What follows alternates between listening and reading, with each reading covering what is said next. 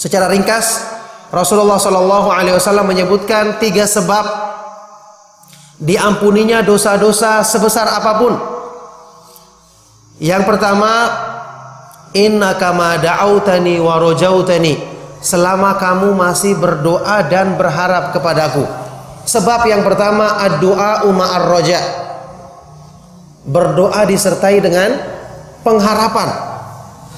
Doa disertai dengan keyakinan akan dikabulkan permohonan kita. Maka doa itu ibadah yang agung dan merupakan tanda benarnya tauhid seorang hamba ketika dia hanya menghadapkan diri kepada Allah disertai pengharapan dan keyakinan akan dikabulkan permohonannya.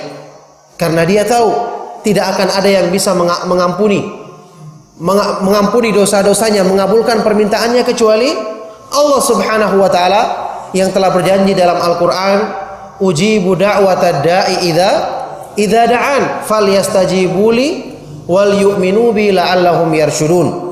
Aku akan menjawab seruan hamba-hambaku, memenuhi permintaan mereka jika mereka berdoa kepadaku. Jadi Allah menjanjikan demikian. Makanya kita diperintahkan berdoa itu harus dengan yakin.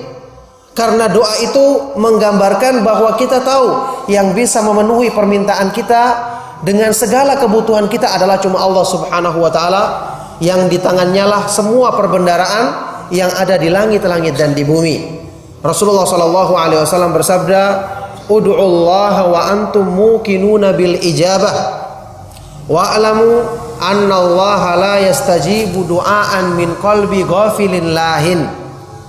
Berdoalah kalian kepada Allah dalam keadaan yakin dikabulkan doamu, dalam keadaan menyandarkan pengharapan dan bersangka baik kepadanya.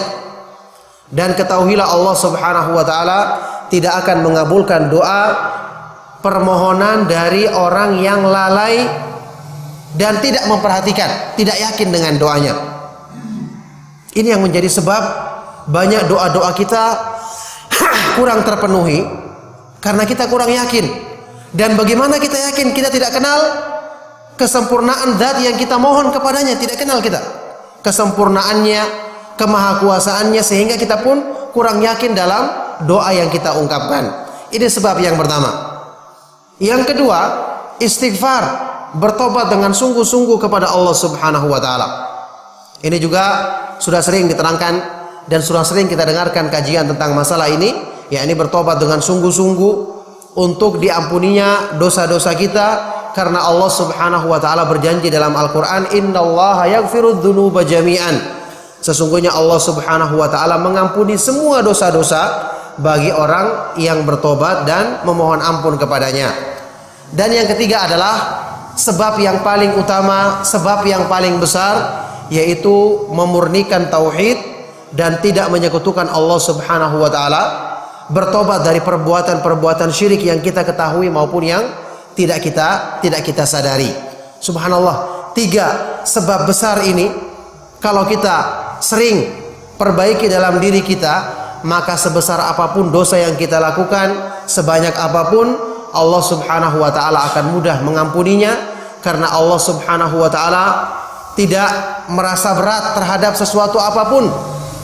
Segala sesuatu di sisinya adalah mudah selama manusia melakukan sebab-sebab yang akan memudahkan pengampunan dosa-dosa mereka. Maka segala puji bagi Allah Subhanahu wa taala atas karunia-Nya, atas limpahan kebaikan-kebaikannya kepada kita semua, yang ini harusnya kita syukuri dan kita manfaatkan dengan sebaik-baiknya.